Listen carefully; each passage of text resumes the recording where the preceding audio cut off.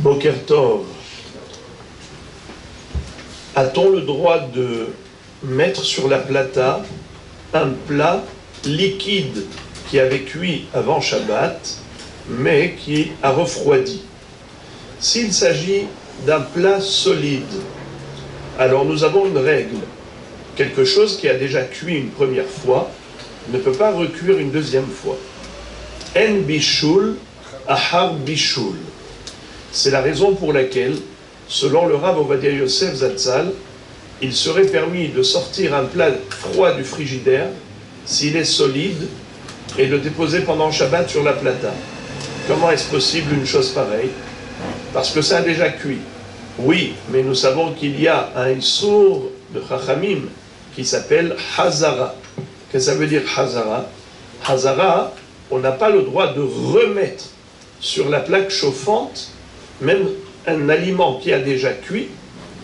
Chachamim ont interdit cela. C'est un sourd midérabanan. Il y a le issour qu'on appelle Shehiya et le issour de Hazara. C'est quoi Shehiya? Déposer un plat sur un fourneau où il y a du charbon. Eh bien, c'est assour. Pourquoi? De peur qu'il remue le charbon. Ou bien, même si ça a déjà cuit, mais tu l'as retiré du fourneau, c'est assour de le remettre pendant Shabbat. Hazara.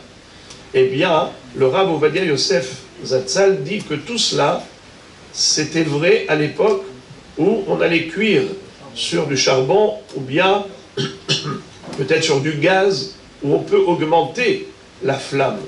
Mais la plata est d'une chaleur invariable. C'est une température qu'on ne peut pas changer. Et donc il n'y a aucun risque que tu viennes à réchauffer. Et qu'est-ce que tu vas dire? Mehzek et mevachel. Mais après tout, tu donnes l'impression de vouloir cuire pendant Shabbat.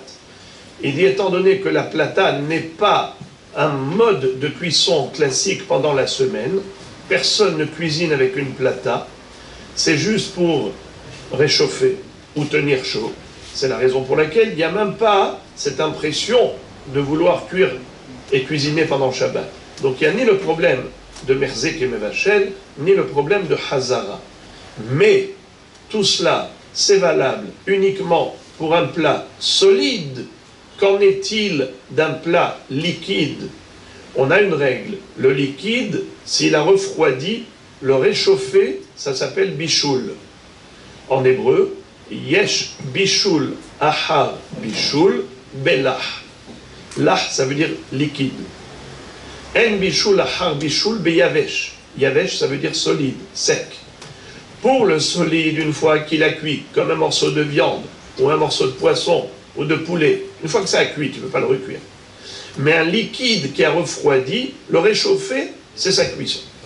Alors, a-t-on le droit de prendre une soupe du frigidaire et de la mettre sur la plata pendant Shabbat?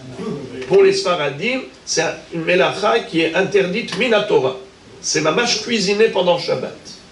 Et alors, les Ashkenazim? Les Ashkenazim, si c'est tiède, alors ils se permettent. Parce que tant que ça n'a pas refroidi totalement, pour les Ashkenazim, c'est considéré que c'est encore mevouchal. En bishul achar bishul. Maintenant, écoutez ça. La question se pose, comment peut-on faire si on a envie de réchauffer une soupe le matin? Alors il y a une astuce, nous dit le Rav Ovadia Yosef.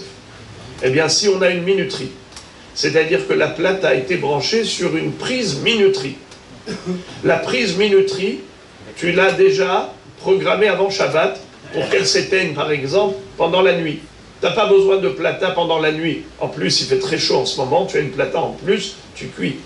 Eh bien, qu'est-ce qu'on fait? On met la minuterie avant, comme ça s'éteint. Ça se rallume quand? Le matin. Alors, prendre la soupe et la mettre sur la plata quand elle est froide, et après elle va s'allumer toute seule, c'est permis. Pourquoi? Pourquoi il faut qu'elle soit froide? Parce qu'à ce moment-là, tu ne l'as pas mis sur une source de chaleur. Mais par contre, qu'est-ce que tu as fait? Tu as fait ce qu'on appelle gramma. C'est quoi le gramma? Tu as causé indirectement la cuisson de cette soupe. Est-ce qu'il est permis de faire une mélacha de manière indirecte? Alors, c'est écrit dans la Masechet Shabbat Daf Kuf Kaf. Lo ta'aseh kol melacha, melacha hi de asura, hagerama shari. C'est-à-dire, interdit de faire un travail, permis de causer un travail. Si on cause indirectement un travail, c'est permis. Ce qui est assourd, c'est de faire une action. Mais comme dans ce cas où tu poses la marmite sur la plata lorsqu'elle est éteinte, lorsqu'elle est froide, la plata, et après elle va se rallumer toute seule avec la minuterie, c'est motard. Seulement, on connaît le Shulchan Aruch, qui nous parle de cette halakha, de grama. Vous savez de quoi il parle? Il parle d'un incendie. Si jamais il y a un feu qui a éclaté, Chas v'Shalom, pendant Shabbat, et qu'on veut éteindre l'incendie, on n'a pas le droit de verser l'eau sur le feu. On a le droit de prendre des bouteilles d'eau tout autour du feu, et quand le feu va arriver, il va brûler la bouteille, l'eau va couler, et l'eau va éteindre le feu. Ça s'appelle éteindre indirectement. On vient de dire qu'une mélacha faite de manière indirecte est permise. Mais le problème, c'est que là-bas, il est écrit « Oh, bemakom pseda ». Hachamim, on dit, tu n'as pas le droit d'utiliser cette autorisation de la Torah en temps normal. C'est permis que, et de manière exceptionnelle, quand il y a un risque de brûler la maison, ça coûte cher. Alors, pour éviter une perte d'argent importante, alors tu as le droit de causer indirectement la mélacha, puisque c'est permis, selon la Torah, c'est interdit que par les Hachamim.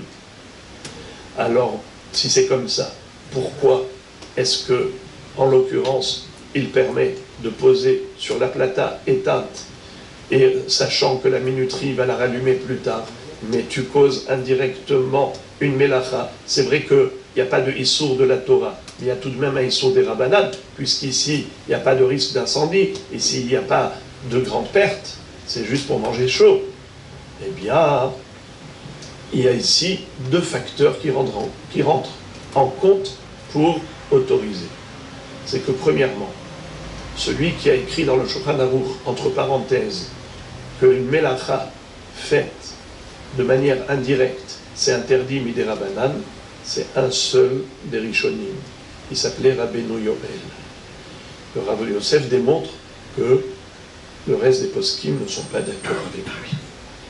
Mais mieux encore, c'est que tout à l'heure, vous avez posé une question intelligente. Vous avez dit, et les Ashkénazes, qu'est-ce qu'ils pensent? Eh bien, les Ashkénazes, en fait, ils s'appuient sur une opinion de deux Rishonim, le Rashba et le Maggid Mishneh, qui, eux, pensent que de la même façon qu'il n'existe pas Bishul Ahar Bishul pour du solide, ainsi il n'existe pas de Bishul Ahar Bishul pour du liquide. Alors c'est vrai que les Ashkenazim s'appuient sur cette chita et ils disent, mais bien sûr, il ne faut pas que ce soit totalement froid, il faut que ça reste encore un peu tiède, un peu chaud. Mais cette chita, elle existe. Selon le Shulchan Aruch, chas v'shalom de suivre cette chita. Le Shulchan Aruch pour les Sfaradim a dit, on ne compte pas là-dessus. Nous, on considère que c'est assour minatora de réchauffer du liquide. Mais malgré tout, ces chitotes, elles existent. Et alors, ça fait qu'il y a quand même une mahloket. Si on va dire que causer une mélacha indirectement, c'est assour midei Rabbanan, ça s'appelle safek des Rabbanan la kula. Donc on a plusieurs raisons pour autoriser de mettre la soupe en la sortant du frigidaire, la déposer sur la plata, au moment où la plata est froide, sachant que la minuterie va la rallumer plus tard, tu as largement sur qui t'appuyer pour autoriser une telle action, si tu le souhaites vraiment, de manger une bonne soupe le Shabbat midi. Voilà. Un plat gélétier, oui. congelé. Oui. Est-ce qu'on peut le poser pendant que la plata est chaude? Alors, ça c'est une très bonne question. Vous avez entendu la question? Non, il est intelligent. Il a dit, si on a une soupe congelée, Non, pas une gélétier. ah, gélifiée. Ah, alors très très très bien. Par exemple, si j'ai de la viande avec de la graisse dessus, j'ai de la viande, c'est solide. La graisse qui est dessus, elle va fondre, elle va devenir liquide. Eh bien, c'est permis, parce qu'on ne va pas d'après l'état futur, mais par rapport à l'état présent. Puisque maintenant, c'est dur, c'est solide, eh bien, ça s'appelle yavesh en quelque sorte. Alors, puisque maintenant c'est yavesh, bien que plus tard ça va devenir liquide, on dit en bishul ahar bishul beyavesh. On va par rapport à ce morceau de gel ou de graisse. Mais par contre, si c'était une marmite congelée, c'est du liquide congelé, là c'est de l'eau. C'est pas considéré comme étant de la graisse. Parce que si tu le mets à l'extérieur, ça dégèle tout seul. Alors que du gélifié, ça tient partout.